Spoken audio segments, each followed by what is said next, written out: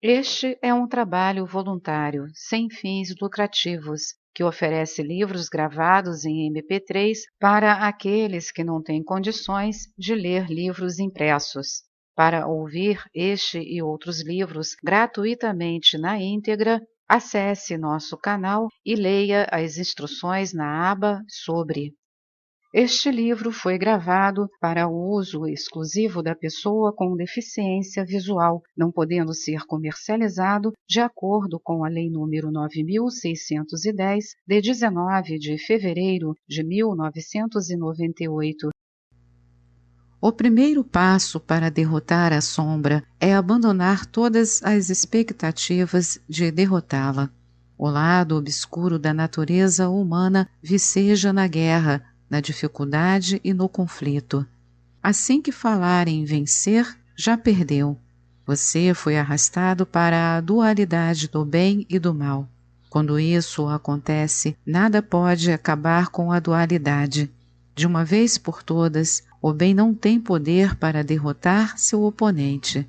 Sei que isso é difícil de aceitar. Na vida de todos nós, há ações passadas das quais nos envergonhamos e impulsos presentes contra os quais lutamos. Ao redor, existem atos indescritíveis de violência. As guerras e os crimes devastam sociedades inteiras. As pessoas rezam desesperadamente a um poder superior que possa restaurar a luz onde a escuridão prevalece. Há muito tempo, os realistas desistiram de ver o lado bom da natureza humana superando o lado mau. A vida de Sigmund Freud, um dos pensadores mais realistas a confrontarem a psique, chegou ao fim enquanto a violência do nazismo devorava a Europa. Ele havia concluído que a civilização existe a um custo trágico. Precisamos reprimir nossos instintos selvagens e atávicos, de modo a mantê-los em xeque. Porém, apesar de nossos melhores esforços, haverá muitas derrotas. O mundo irrompe na violência em massa, os indivíduos irrompem na violência pessoal. Essa análise implica uma forma terrível de resignação.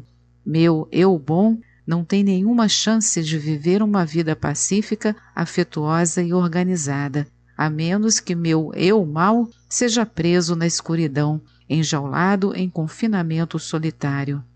Os realistas admitirão que a repressão em si é maligna. Se você tentar sufocar seus sentimentos de raiva, medo, insegurança, inveja e sexualidade, a sombra ganha mais energia para seu próprio uso. E esse uso é implacável. Quando o lado sombrio se volta contra você, começa o massacre. Na semana passada, recebi uma ligação de uma mulher desesperada em busca de abrigo e segurança. Seu marido era um alcoólatra crônico. Eles vinham lidando com o problema havia anos. Depois de períodos de sobriedade, ele tinha recaídas e abandonava o trabalho e a família, o que o deixava exausto e envergonhado quando as crises passavam. Recentemente ele havia desaparecido por uma semana e, ao voltar, todo o seu remorso foi recebido por ouvidos surdos. A esposa queria se separar. Ele reagiu com violência, agrediu-a, algo que ela mencionou nunca ter acontecido antes.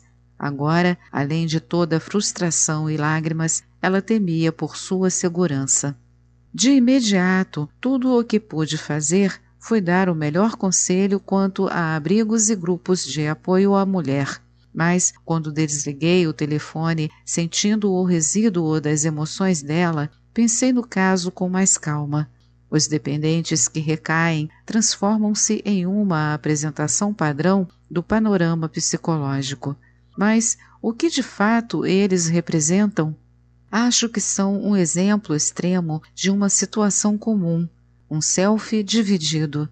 Para os dependentes, a segurança entre o eu bom e o eu mau não pode ser resolvida.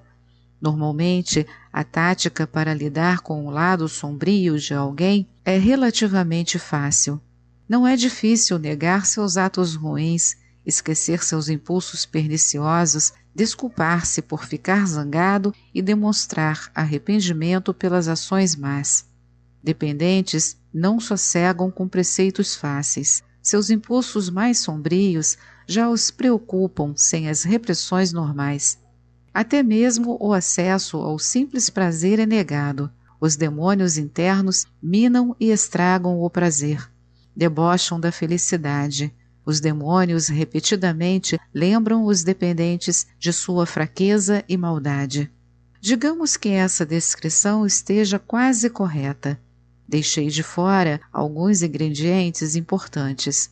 O hábito tem um papel significativo na dependência, assim como as mudanças físicas que ocorrem no cérebro. As pessoas que abusam de substâncias psicoativas têm seus receptores cerebrais atingidos por químicas estranhas que acabam destruindo as reações normais do prazer e da dor. No entanto, esses aspectos físicos da dependência têm sido exagerados de modo grosseiro. Se a dependência fosse fundamentalmente física, milhões de pessoas não estariam fazendo uso casual de álcool e drogas. No entanto, fazem, com um dano relativamente pequeno em longo prazo e com mínimas chances de dependência.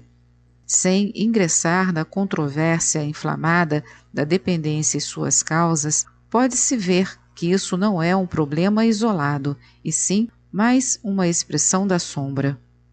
Por essa razão, para tratar dependências, precisamos abordar a sombra e desarmá-la. Já que todos nós desejamos isso, deixe-me permanecer com o marido bêbado, regressando da crise de uma semana. Ele estará à mercê de outras expressões da sombra, como o temperamento violento, o preconceito racial, o chauvinismo sexual e muito mais. À primeira vista, esses fatores podem não parecer relacionados. Um chefe que pratica assédio sexual não demonstra o mesmo comportamento descontrolado de alguém que surra um homossexual, cometendo um crime hediondo. No entanto, a sombra fornece uma ligação. Sempre que qualquer aspecto do self for separado, rotulado como mal, ilícito, vergonhoso, culposo ou errado, a sombra ganha poder. Não importa se o lado sombrio da natureza humana se expressa de forma violenta ou branda, socialmente tolerada. O fator essencial é que uma parte do self foi separada. Depois de separado, o fragmento, abre aspas, ruim, fecha aspas, perde contato com a essência do self, a parte que consideramos boa, por conta da sua aparente ausência de violência, raiva e medo. Esse é o self adulto, o ego que se adaptou tão bem ao mundo e às outras pessoas. O marido bêbado tem um self bom, é claro. Ele poderia ter um self muito mais agradável e aceitável que o normal.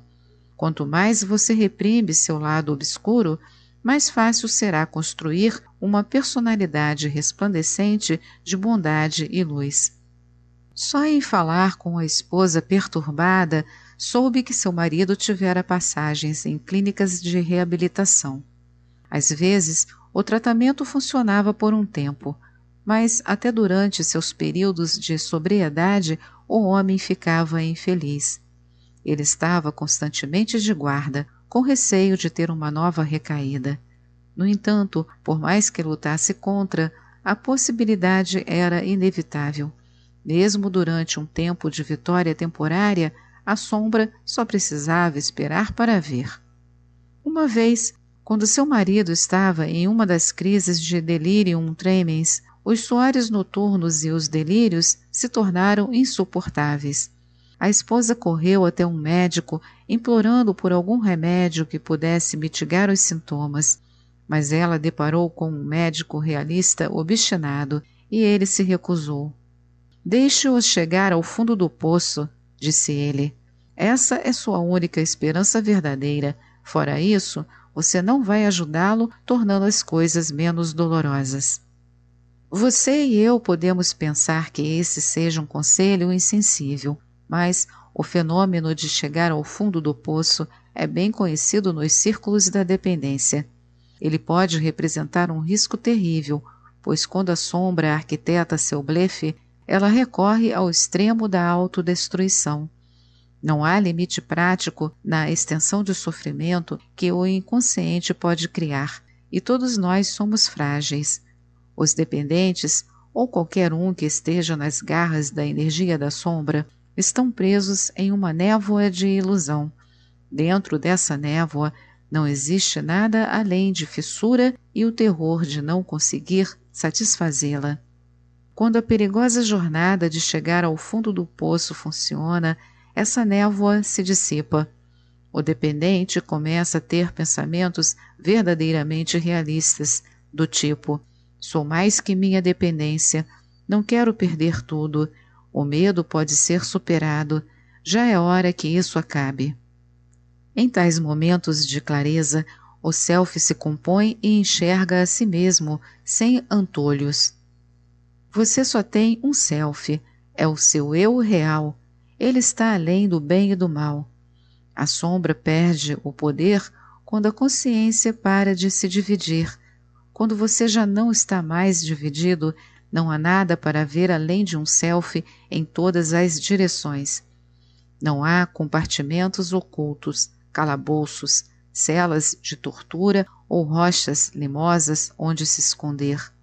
A consciência vê a si mesma, essa é a sua função mais básica, e ao descobri-la, veremos que dessa simples função pode nascer um novo self, talvez um novo mundo.